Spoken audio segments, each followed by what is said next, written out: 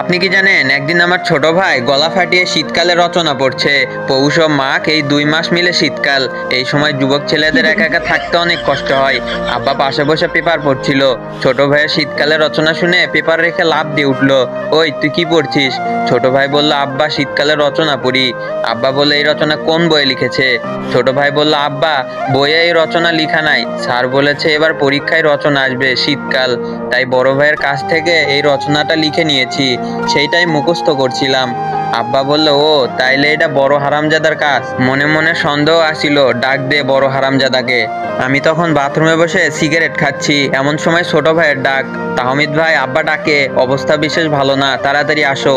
আমি তাড়াতাড়ি সিগারেট বাথরুমে ফেলে দিয়ে মুখের সিগারেটের গন্ধ দূর করতে টুথপেস্ট খুঁজতে লাগলাম। তখনই মনে হলো টুথপেস্ট আগের দিন শেষ হয়েছে। তাই শ্যাম্পুর বোতল থেকে একটু শ্যাম্পু নিয়ে মুখের মধ্যে চালান করে দিলাম। ওরে আল্লাহ, এর থেকে বিষ খাওয়া ভালো আসছিল। একটু সব ফেলে দিয়ে কয়েকবার কুলি করলাম, তারপর আব্বার সামনে গিয়ে হাজির।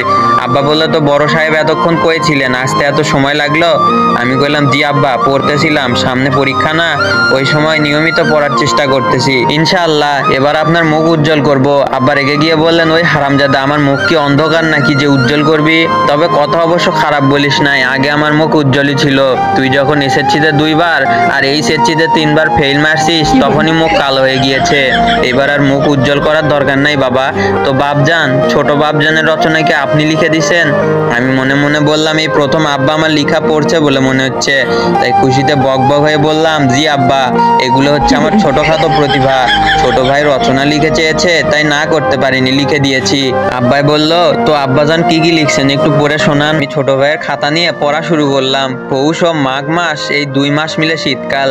এই সময় যুবক ছেলেদের একা একা থাকতে কষ্ট হয়। এই লাইন পড়ে চুপ করে আছি। আব্বা চোখ বড় বড় কইরা কইল, থামলি কেন, পর পর। আমি আবার শুরু হইলাম।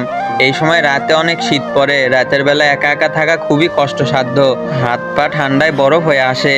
বাংলাদেশের এক গবেষণায় দেখা গিয়েছে যে এই ঋতুতে বাংলাদেশে বিয়ের হার প্রচুর পরিমাণে বেড়ে যায়। তাই বাংলাদেশের বিখ্যাত অনেক লেখক এই ঋতুকে বিয়ের ঋতু বলে আখ্যায়িত করেছেন।